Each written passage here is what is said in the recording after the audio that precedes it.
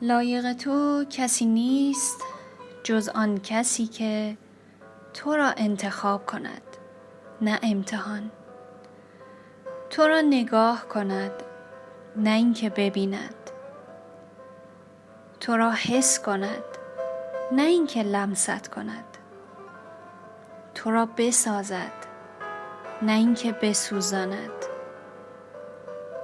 تو را بیاراید نه اینکه بیازارد، تو را بخنداند نه اینکه برنجاند،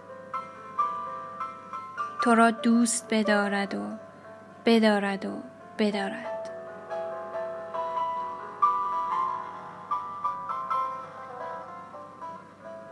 ساده زندگی کن، اما ساده عبور نکن از دنیایی که تنها یک بار تجربهش می کنی. ساده بازگرد، اما هرگز بر نگرد به دنیای کسی که به زخم زدنت عادت کرده.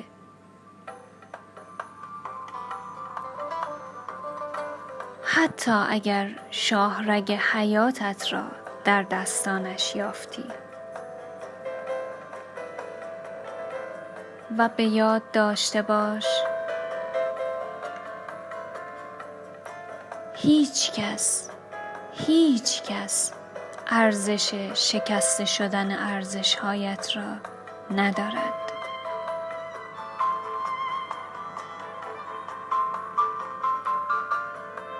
گاهی خودت را زندگی کن.